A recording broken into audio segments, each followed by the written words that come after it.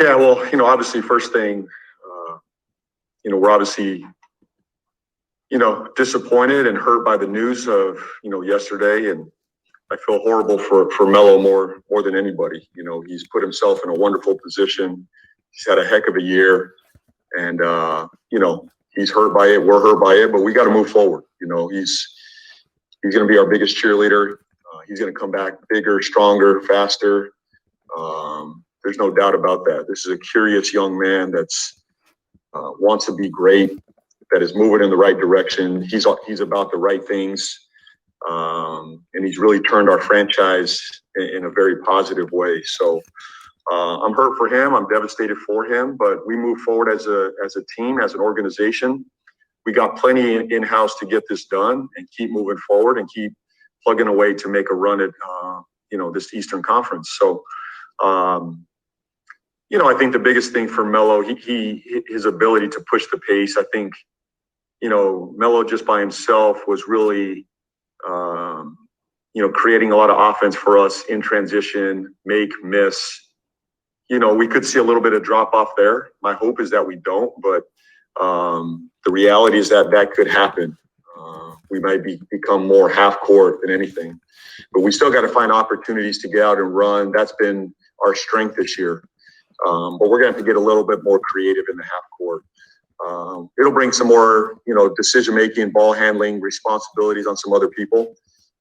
Tay's obviously going to handle more as a playmaker, and Terry, Gordon, Malik, all those guys got to continue to play make as they have been. They're just going to have more of it, more opportunities, more reps now with Melo out. And what was your other question on the lineup, Rick? I'm sorry. Well, I just wondered how up and down the rotation this might affect your options. If for instance, how might this affect Malik or the Martin twins? Yeah, also, sure. Do you have any concerns about whether you have enough ball handling guards in his absence? Yeah, I think we do, Rick. I think we have enough of that. At times we've had too much of that. We've had some duplication there. So we have enough ball handlers, playmakers, shot makers to get this done. I think it gets, Malik some more opportunity, more minutes, just like, when Gordon was out of the rotation and Devontae was out of the rotation, it brought Monk's minutes up. So I think you could see Monk's minutes increase, Cody Martin's minutes increase. And then, we could maybe pull Caleb Martin or Jalen McDaniels, depending on the situation, could kind of play those spot minutes if we need to add a 9th or 10th guy to the rotation. So everybody's in play there, but I'd expect those, minutes to go up.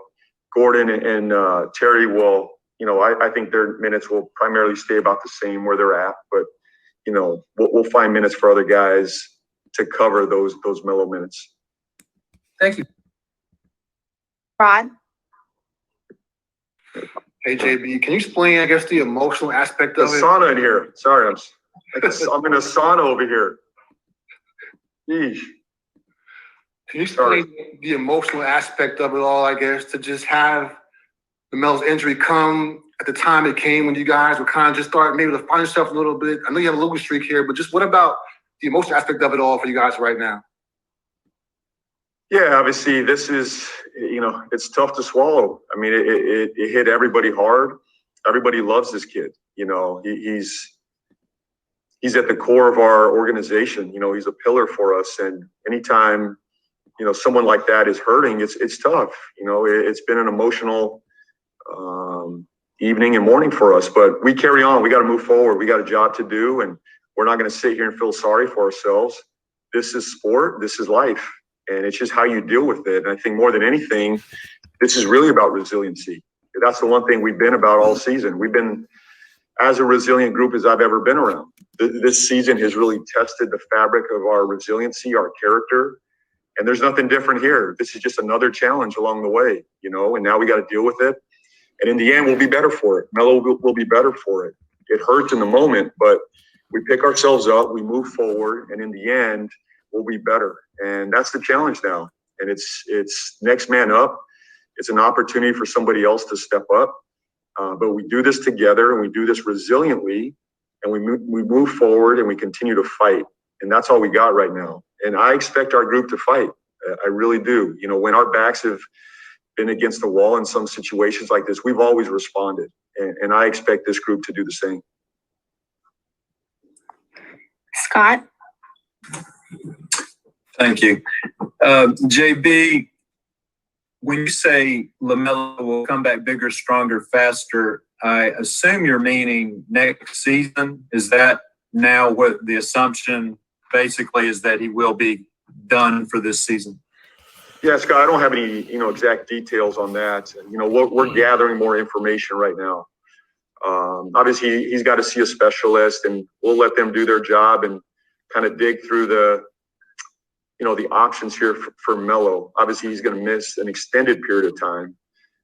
But I don't have the details on, is this, for the season, or, what sort of the next step is. We'll gather more information and get that to you guys along the way. And you also, since I haven't heard it, you may have run through it already, but what exactly did you see on the play where he broke his wrist, and why did he stay in the game some after that? Yeah, it's just a normal, he fell just like, it was a normal NBA play. You go to the rim, you fall, and, guys get up 99% of the time, and you move on, you go shoot your free throws or whatever it is. So as he was playing, he just looked like he was a little bit more uncomfortable, and, he said he was okay to continue, and we did, our due diligence and did the exam. And but I think as I continued to watch him and he was favoring it more, we just decided to shut it down, at that time. And he's a tough kid. He wanted to continue to compete and play with his left hand and do those things. So I think we made the right call there and pulled him. And, at that point, we just knew we had to gather some more information with the MRI, and that's what happened yesterday. Thank you. James?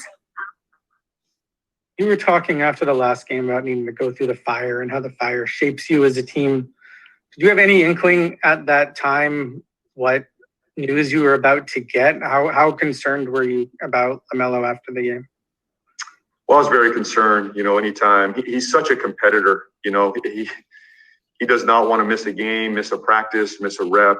He wants to be out there competing with his guys. But, I didn't know this was going to be the news. Obviously, there's been a number of injuries where it's a minor sprain or something like that. That was my hope. I was more hopeful for that outcome. I didn't even want to go down the road of what the news we heard. I didn't even let myself go there, to be honest. But we're prepared for it. This has been our group. This is the resiliency we need. Look, we're just going to continue to fight, and it's going to make us stronger. No question about it. We're going to come back a better, stronger team because of this, but we got to get through it now. And these guys that are in this locker room are ready to fight. It's their opportunity to step up. And I believe those players will do that. So we stick together, we fight along the way.